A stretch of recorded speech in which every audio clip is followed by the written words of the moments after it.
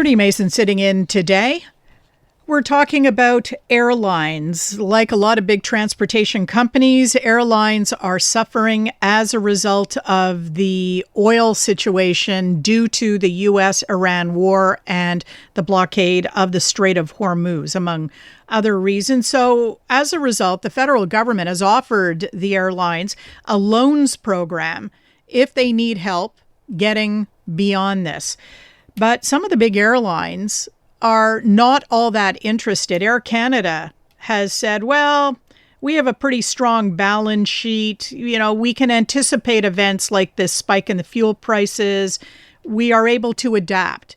WestJet has come out and said it strongly opposes the government proposal to issue loans to airlines. The government faces a choice: continue with costly and market-distorting subsidies or build a sustainable future for Canadian aviation.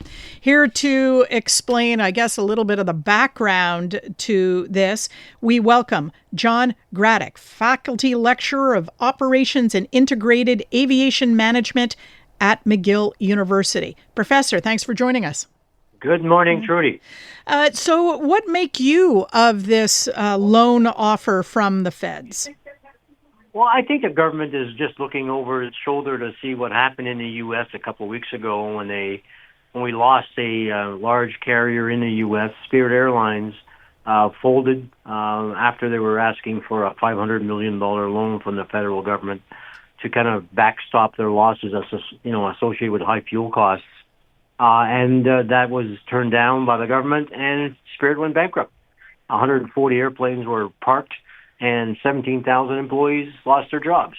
And the government's saying, whoops, we'd rather not have that happen in a very fragile Canadian aviation environment. So we'll go out up front on this one and basically make the offer to the industry that if you are in a situation where your fuel costs are really impacting your survivability as a carrier, that we have some cash ready to basically provide you as a loan, not as a grant, but as a loan, to help you weather the storm of high fuel prices. So it really is the government kind of anticipating that aviation fuel prices are not coming down. The Strait of Hormuz will remain closed for the foreseeable future, and that we're going to see aviation fuel continue to a steady climb towards astronomical levels over the next few months. Transat and Porter have said that they are going to take a look at the loans program. They may be interested. Flair Airline says, no, we're managing for the moment, tight planning, operational efficiency, etc. We're okay for the moment. And then we have this strong reaction from WestJet. Does it seem that the loan program would be more of interest to the smaller discount style airlines or limited run airlines that are not like going all over the place? They have limited destinations. Does it make sense to you that they seem to be more interested? Yeah, it does, because Air Canada is not interested because $150 million to them is a drop in the bucket. They spend that in less than a week on fuel. And WestJet, in the same order of magnitude, fuel to them is very expensive. But I think WestJet's philosophy right now, I'm trying to interpret between the lines of what they're saying, is they'd rather see competitors die and go bankrupt rather than having the government support them. And that's not, what it's that's not the way the Canadian government sees aviation evolve. We've had X number of, 30 carriers over the last 30 years go bankrupt, and we have a situation where we need to have a better way of managing our Canadian aviation structure. So the Canadian government is really, telling the world that the world is really trying to, save the Canadian industry rather than have another carrier bite the dust. So what WestJet is calling a costly and market-distorting subsidy to its competitors, keeping them alive. Ottawa is thinking, it's good for consumers to have options, and we want those smaller, more struggling airlines to survive. Well, I think struggling is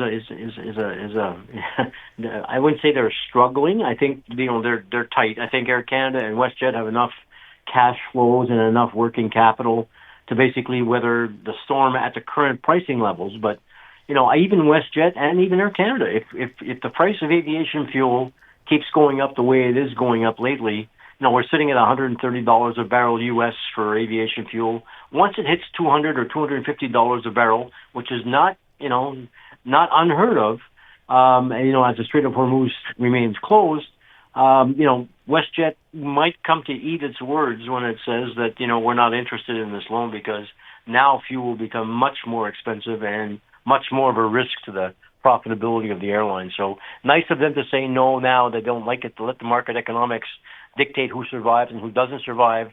But they could be part of that list of needy carriers once fuel, takes off again. We have seen some example of carriers reviving their offer. In other words, scaling back on the less busy runs or the less profitable runs and tightening in that way to reduce costs. Do you foresee more of that if this fuel crisis continues? Yes, I do. I think we're right now we're in the summer peak. Planes are full. Carriers are pretty happy with the loads they're getting. Fares have gone up 10%, 15% in Canada, gone up 30 or 40% internationally.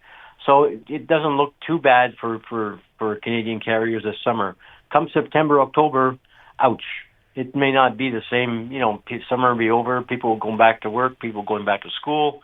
Demand, takes a downturn, and you're going to get a lot more action from the carriers to rationalize their fleets and really cut back on services that are not as profitable given the price of fuel. So we're not done yet with these cancellations.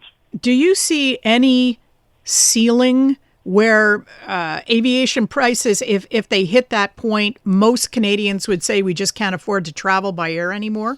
Is there any upward limit? Yeah, there is. And I think and price sensitivity and the dampening effect of demand due to prices is starting to happen. We've seen a lot of Canadians change their travel plans for the summer. Instead of flying to Rome or to the Iberian Peninsula or into Greece, they'll say, we'll go to Calgary, we'll go to Vancouver, we'll go to St. John's.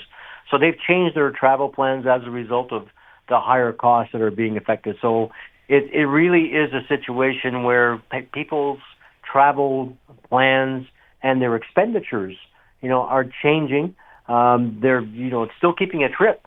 Instead of spending a week in Rome, they're spending 2 weeks in Calgary and spending, a week and a half in St. John's. So there has been this shift. But people are still flying. People are still interested in getting to see the world. They've maybe reduced the frequencies of their trips. Instead of going every year, they go every 18 months or every 2 years. So there is rationalization taking place in terms of people's buying habits or air travel. So the higher these fares go, the more dampening we'll have in terms of the demand that's out there. As always, Professor John Gradek, thank you very much for your time. My pleasure, Trudy. Have a great day. The professor is a lecturer in operations and integrated aviation management at McGill.